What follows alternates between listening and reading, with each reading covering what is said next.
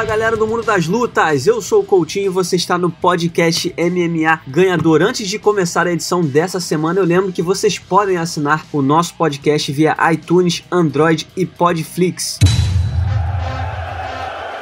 Ladies and gentlemen.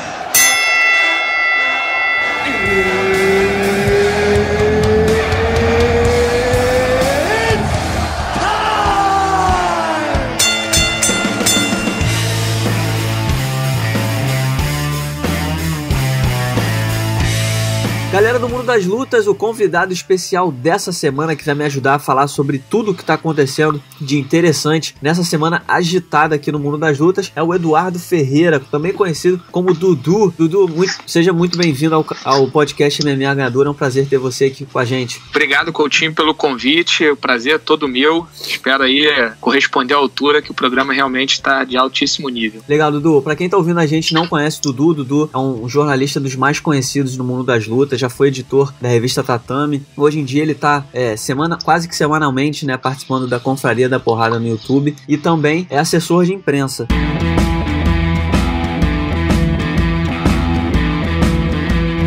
Para começar o nosso papo, queria falar um pouquinho do UFC 228 que aconteceu no último fim de semana. A gente teve aí dois destaques muito importantes. Começando o primeiro deles foi a vitória do Tyron Woodley, que manteve o cinturão dos meio médios contra o Darren Till. Para começar, a primeira pergunta que eu te faço é a seguinte, cara. A impressão que eu fico, o Tyron Woodley, ele sempre, nunca é muito... Talvez ele não tenha o reconhecimento que ele merece, né, pelo campeão que ele é. E a impressão que a gente ficou, depois da grande apresentação que ele teve, né, foi que talvez ele precise de grandes desafios para poder se motivar e apresentar uma performance como foi a do último sábado. Como é que você avalia a vitória dele por finalização contra o Darren Till? Realmente foi uma atuação, assim, muito boa dele, né? As lutas dele, principalmente a anterior, né, contra o Damian, tinha sido uma luta bem arrastada, né? Ele venceu na decisão, enfim, vinha de um empate, depois de uma vitória na decisão majoritária. Então ele vinha fazendo algumas lutas não tão empolgantes, né? Então ninguém esperava uma performance como a que ele teve contra o Darren Till, até porque o Darren Till é um cara perigosíssimo na luta em pé, né? Um cara realmente uma envergadura muito grande, e a promessa era que fosse uma luta, assim, provavelmente até o final, mas uma luta que o Tyron fosse ser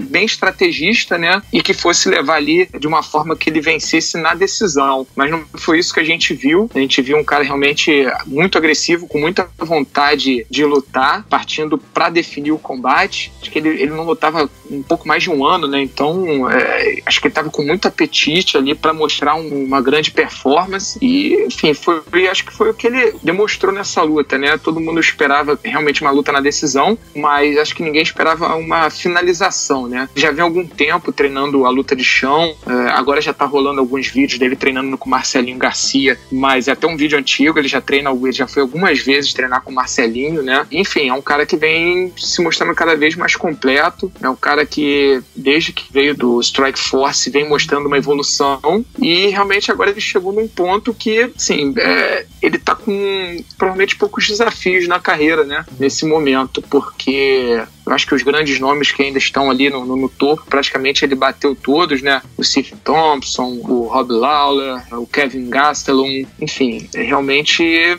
chegou numa situação que o UFC vai ter que, enfim, esperar um pouquinho para ver quem pode realmente chegar ali para dar um trabalho real para ele, ou ele se testar numa categoria acima, né, subir, enfim, fazer esses testes, né, que cada vez está mais comum no UFC, né.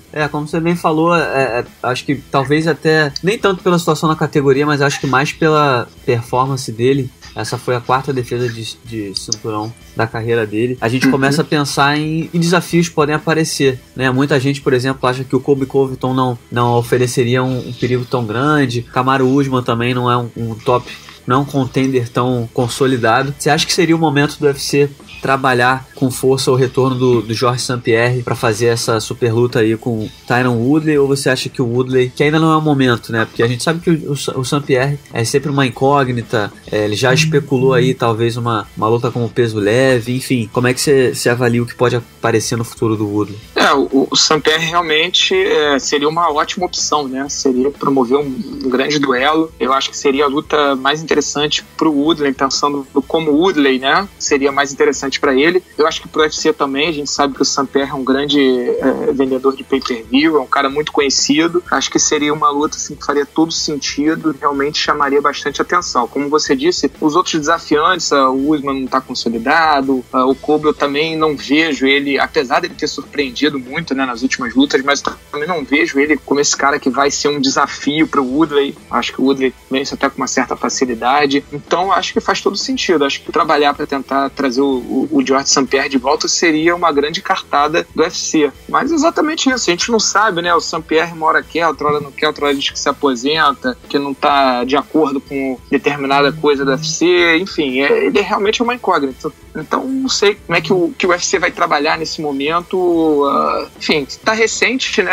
Assim, a gente quer mudar, mas é isso. Se o UFC não conseguir realmente trazer o St-Pierre de volta, ele vai provavelmente defender o cinturão contra o Colby, mas não vai ser um grande desafio. Então acho que ele vai ficar nessa situação. Ou faz mais uma defesa de cinturão, ou espera um grande desafio, o St-Pierre, ou até mesmo uma subida de categoria, enfim. A gente teve também a grande vitória da Jéssica Andrade, né, que atropelou a Karolina Kowalkiewicz. Eu já tinha esperança que a Jéssica fosse vencer, né, mas eu acho que da forma que foi, tão arrasadora, não sei se alguém esperava.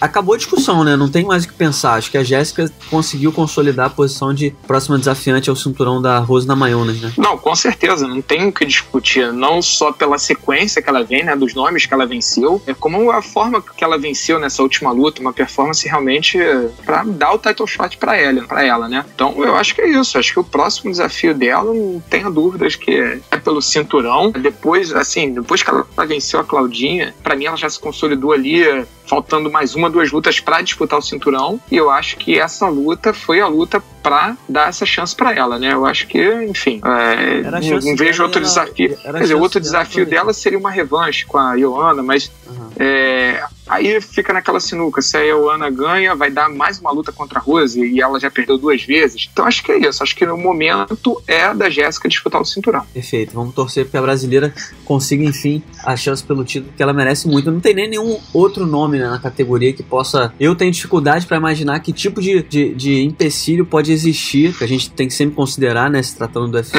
mas acho que a situação da Jéssica tá muito favorável.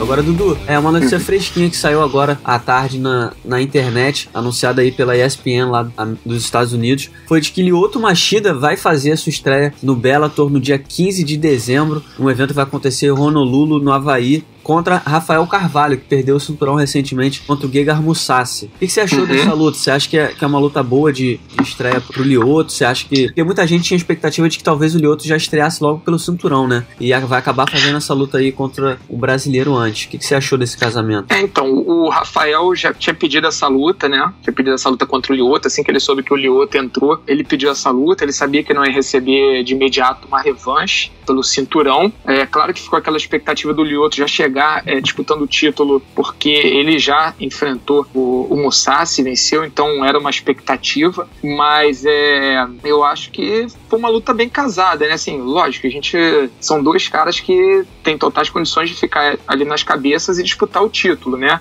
Então é ruim que um vai ficar mais pra trás, ou o Rafael, que acabou de perder o cinturão, ou o outro que pode estrear perdendo pro Rafael e ficando um pouco mais pra trás dessa disputa, mesmo tendo nome, mesmo, enfim, sendo um ex-campeão do UFC. Mas eu acho que, enfim, principalmente pro Rafael, foi uma excelente luta, né? Uma ótima oportunidade. Se ele vencer o Lyoto, não tem nem o que discutir, vão dar uma disputa de cinturão pra ele. E pro Lyoto, eu acho que, enfim, é vitória e cinturão. Não tem muito, acho que, o que discutir. Acho que é uma luta, assim, realmente para dar o title shot pro vencedor. Enfim, acho que no saldo total pro Rafael foi melhor, né? Eu acho que foi a melhor coisa pra ele. Agora, uma estreia do Lyoto, né? No evento novo, enfim. Realmente eu não sei o que o Bellator tá preparando pro Lyoto, se é pra aquela estreia pra ele se ambientar, né, na nova casa, mas enfim, uma luta bem interessante, né, 2 caras que gostam bastante da luta em pé. O Rafael é um cara mais agressivo, que parte mais pra dentro, o Lyoto é um cara que a gente sabe que joga mais no contragolpe. Enfim, uma luta, acho que bem casada,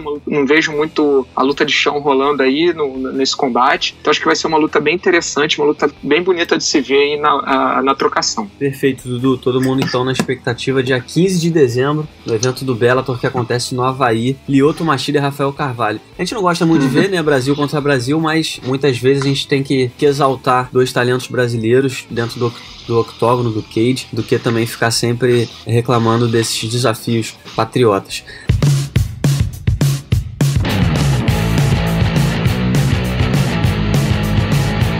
Outro assunto importante também no mundo das lutas que surgiu foi o anúncio de que a USADA, né, a agência antidoping dos Estados Unidos, aplicou 2 anos de suspensão ao Fabrício Werdum, que foi flagrado num exame antidoping fora de competição esse ano, que significa que o Werdum só vai poder voltar a lutar em maio de 2020. É muito tempo aí que o brasileiro vai ter que ficar sem lutar. O Werdum até publicou meio que um tom de enigma, né, nas suas redes sociais, dizendo que eu sou o vai cavalo, não sou o vai burro.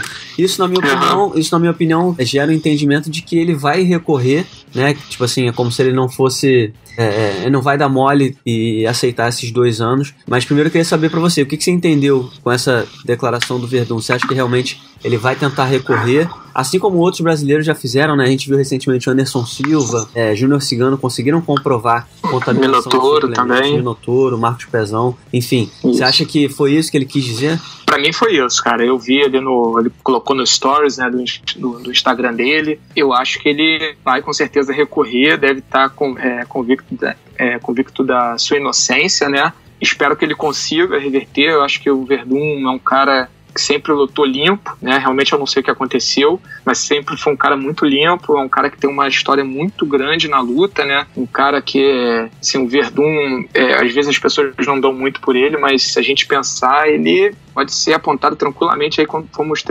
dos 3 melhores pesos pesados da história. Se a gente contar como um geral, né? Um cara que foi campeão mundial de jiu-jitsu, campeão do ADCC, campeão do UFC, o cara lutou no Pride, enfim, o currículo dele é incrível, né? E ele sempre foi um cara limpo, né? Sempre, lutou com as regras, enfim. É uma situação realmente complicada, não sei o que aconteceu de verdade, espero que ele consiga reverter essa punição. Enfim, assim como esses outros nomes que você já citou, né? Conseguiram comprovar a contaminação no suplemento.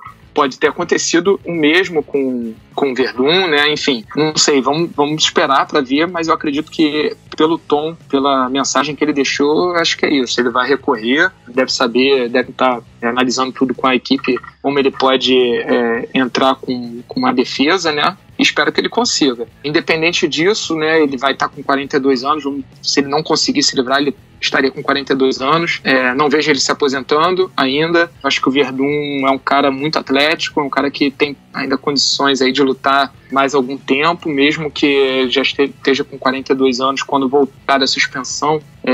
Eu acho que ele ainda vai ter uma lenhazinha para queimar, vai ter que se manter ativo, né? De repente ele vai estar proibido de lutar MMA, mas aí é uma oportunidade dele de repente lutar jiu-jitsu, fazer algumas lutas de grappling. Verdade. Enfim, se manter ativo nesse período, acho que vai ser legal. Muita gente vai querer ver o Werdum lutando jiu-jitsu, submission, vai ter gente pagando por isso. Hoje tá uma febre nos Estados Unidos esse lance de luta casada, estão pagando muito bem, umas bolsas boas. Eu acho que o Werdum seria uma ótima pro Werdum, caso realmente ele fique suspenso, e aí ele se mantém ativo, competitivo, e quando voltasse, eu acho que ele teria condições aí de voltar num nível bem legal. Eu acho que o Werdum ainda tem um tempo aí legal de carreira, acho que até uns 44, eu acho que o Werdum ainda tem essa lenhazinha pra queimar. Perfeito, Dudu, você vê como é a experiência. Era exatamente a pergunta que eu ia te fazer em seguida, se o Werdum fosse realmente suspenso, como é que seria o futuro dele, e você já botou a resposta aí pra galera que tá ouvindo a gente. É só pra deixar claro, eu concordo com você, acho que o Werdum também, mesmo que ele seja suspenso, eu acho que ele teria condições de voltar. É claro que não é mais um garoto, né, como você lembrou, mais de 40 anos, então é complicado pra um cara desse em peso pesado, mas eu acho que o Werdum não é o tipo de lutador que já tá fazendo aquela curva pra baixo há muito tempo, então se ele se manter ativo e realmente continuar trabalhando, eu acho que ele tem condição de voltar, mesmo que ele fique esse tempo todo suspenso.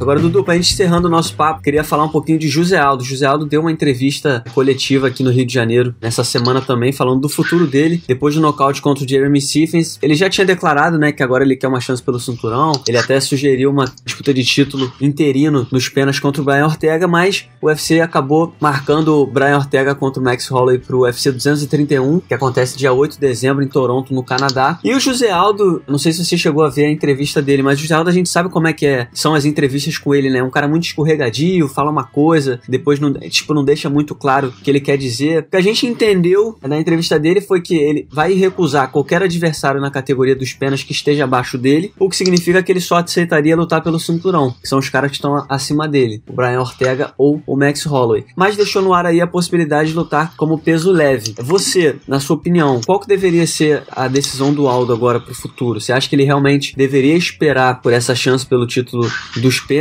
ou você acha que é o momento certo para fazer, enfim, a estreia na categoria dos leves, que é algo que a gente já fala há séculos, né? É verdade. Bom, eu vejo essas duas possibilidades, assim, que ele disse, é uma coisa que eu apostaria mais, né? Aguardar o cinturão. Pro moicano faz sentido lutar com o Aldo, mas eu acho que pro Aldo não faz muito sentido lutar com o moicano, né? Até por conta da trajetória do cartel do Aldo, enfim, a história dele no MMA. Eu acho que não acredito que seja uma luta interessante pro Aldo hoje, né? E ele tá numa posição, realmente, ele só perdeu pro Holloway, que é o campeão, e pro Conor McGregor, que nem tá mais na categoria. Então, acho que faz todo sentido. O resto da categoria toda ele já bateu todos os grandes nomes, então acho que faz todo sentido no mundo que ele aguarde uma disputa de cinturão. Mas é aquilo, aguardar significa que ele vai ficar ainda, só volta a lutar no que vem, vai ficar um bom tempo sem lutar. E acho que uma subida pros leves, de repente faz uma super luta, se testar, e de repente, quem sabe, se sentir confortável para dar prosseguimento na carreira na categoria leve, eu acho uma ótima opção. Eu acho que o Aldo tá numa idade e numa situação, né, depois de tantos anos como campeão, de fazer realmente lutas que sejam interessantes para ele, né? Aquelas lutas que façam sentido, que agreguem no seu currículo, né? Obviamente nada contra o moicano, só acho que o moicano tá fazendo tudo certinho, mas realmente o Aldo hoje, enfim, o cartel do Aldo hoje, o nome do José Aldo, assim, dá a ele essa possibilidade dele escolher determinadas lutas e escolher bons nomes, né, que façam sentido. E provavelmente o UFC também se interessa por isso, né, que o Aldo escolha os nomes que as pessoas queiram assistir o Aldo lutar, né. Então acho que enfim, subir pra categoria leve, acho que seria uma ótima opção. O Aldo não é um cara pesado, né, ele reclama muito na hora de bater os 66 quilos. Eu já tive a oportunidade de ficar no mesmo quarto que o Aldo quando ele tava perdendo peso pra luta contra o Frank Edgar, e eu vi que ele sofre no finalzinho, mas ele consegue perder peso, porque ele normalmente bate 74, 75 quilos. Ele seria até um cara muito leve pro peso leve, mas eu acho que o Aldo tem condições de bater muita gente na categoria peso leve, batendo os nomes certos, quem sabe ele não chega ali em 2 vitórias e numa terceira ele já tá disputando o cinturão, né? Enfim, eu acho que se eu fosse o José Aldo, eu faria o mesmo. Ou esperaria essa disputa de cinturão, essa nova oportunidade pelo cinturão, ou realmente partiria para um desafio maior, que seria lutar na categoria dos leves com grandes nomes, né? Os nomes ali mais ranqueados. Eu tô contigo, Dudu. Eu também acho que é mais ou menos, é bem como você falou, né? O Aldo, ele já tem um nome, já tem uma condição que permite a ele, ainda mais depois da última vitória, eu acho que é uma forma dele usar bem o resultado que ele conquistou e garantir uma chance pelo cinturão. Mas o problema é esse, né? O problema é ter que esperar pela luta do Max Holloway contra o Brian Ortega. Sabe lá quando essa chance chegaria. E na categoria dos leves, se ele fizesse uma super luta, seria muito legal pros fãs, mas também seria um risco grande, né? A gente não sabe se ele perderia um pouco do prestígio como peso pena. Mas enfim, vamos... Assim, eu só acho que mesmo que ele perca, né, assim, bom, eu acho que ele entra um pouco sem pressão, sem responsabilidade, na minha visão, ele lutando no peso leve. Se tiver que voltar pro pena, eu acho que ele não perde o prestígio, assim, na minha visão. Ele pode até ficar um pouquinho mais pra trás, porque teoricamente viria de derrota, mas eu acho que o cara que ficou 10 anos como campeão, né, enfim, em tantas defesas, eu acho que ele poderia só andar um pouquinho pra trás na categoria dos penas, porque enquanto ele tá lá no leve, a categoria do pena tá andando. O moicano provavelmente vai fazer alguma luta pra se colocar como desafiante do cinturão. Então, nisso, Aldo, se subir, perder e quiser voltar pro pena, ele pode ficar um pouco mais pra trás. Mas eu acho que ele entra, de repente, é uma opção porque ele entra sem nenhuma pressão, né? Eu acho que ele entra muito tranquilo, ele não vai entrar com aquela pressão de ter que vencer, porque ele tá numa outra categoria, não é uma categoria que ele tá habituado a lutar. Enfim, eu acho que pode ser uma opção boa para ele, exatamente por tirar um pouquinho desse peso que ele já vem lutando há muitos anos, com esse peso de ter que sair vitorioso, né, de uma luta. E só para completar, o Aldo na entrevista que ele deu, ele inclusive revelou que o Donald Cerrone chegou a ser uma opção de próximo desafio na categoria dos leves. O UFC cogitou colocar o Aldo como luta principal depois que o Glover saiu, botar o Aldo e o Donald Cerrone como luta principal do UFC São Paulo, mas o Aldo conversou com o Dedé, eles acharam que não havia tempo hábil para isso e o confronto acabou não acontecendo.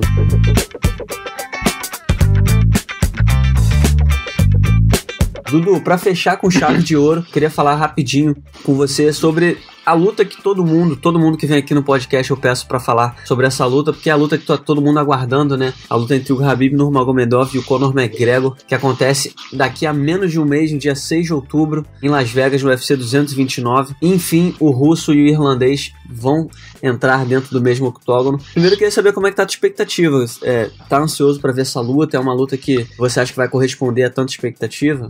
Então, com certeza eu tô ansioso. Acho que qualquer fã do MMA deve estar muito ansioso. Acho que é uma das lutas mais aguardadas aí dos últimos tempos, né? O Conor, Khabib, porque vem trucidando todo mundo. O McGregor fala muito e tem feito, né, dentro do octógono, e é um cara que vende bem, né, faz uma promoção incrível, enfim, vem daquela luta contra o Floyd Mayweather, enfim, é um cara que realmente sabe se vender, atraiu todos os holofotes para ele. Então, uma luta que deixa a gente muito ansioso, né? Khabib, pelo aquele estilo dele matador de colocar para baixo e dar pressão o tempo todo, contra um cara que tem uma envergadura muito boa para a categoria, um cara que fala bastante e que vem provando seu talento, né? Vem provando o seu valor, mostrando uma parte de trocação realmente muito boa. Enfim, vai ser uma luta muito interessante. Eu acho que vai corresponder sim a essa expectativa. Não vejo esses dois lutadores, não são aqueles caras que vão ficar enrolando para vencer em decisão. Eu acho que eles vão para se pegar mesmo. Eu vejo uma vantagem para o Khabib. Eu acho que o estilo dele é o pior estilo possível para o McGregor. É um cara que aguenta muita pancada, tem um wrestling de altíssimo nível. Acho que ele vai botar o tempo todo o McGregor na grade. Se ele amarrar o McGregor na grade, ele vai cansar o braço do McGregor e vai conseguir colocar para baixo em todos os rounds. Enfim, a gente sabe que o McGregor realmente ele vai perdendo um pouco aquela potência, o gás dele com o passar dos rounds, e eu acho que com o braço mais cansado, né, tentando defender as quedas do Khabib, a situação vai ficar ainda pior para ele. Então eu vejo vitória do Khabib, acho que o Khabib sai vitorioso, mas é aquilo, não dá para duvidar do McGregor. Se ele conseguir acertar uma boa mão no Khabib, a coisa pode mudar completamente de figura e ele, enfim, pode conseguir um nocaute técnico. Enfim, é uma luta, nossa, que só no dia aí pra gente saber, realmente a expectativa tá lá em cima e vai corresponder sim, Coutinho. Tenho certeza que os fãs podem assistir essa luta aí, porque vai dar o que falar. Perfeito, Dudu. Tá aí a análise de Dudu Ferreira nessa luta que tá todo mundo aguardando.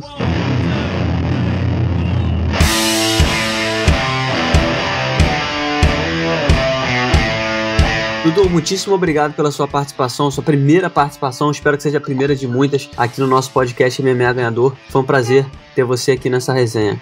Coutinho, eu que agradeço muito aí, um grande abraço para os ouvintes, e quando você quiser me convidar, pode ter certeza aí que eu vou ficar muito feliz para participar aí do programa. Tá bom? Um grande abraço. Então tá aí, esse foi o Eduardo Ferreira que nos ajudou a falar aí sobre o melhor do mundo das lutas. Muito obrigado pela sua audiência, todo mundo que acompanhou o nosso podcast MMA Ganhador dessa semana, e eu volto na semana que vem, é claro, com o melhor do mundo das lutas. Até lá!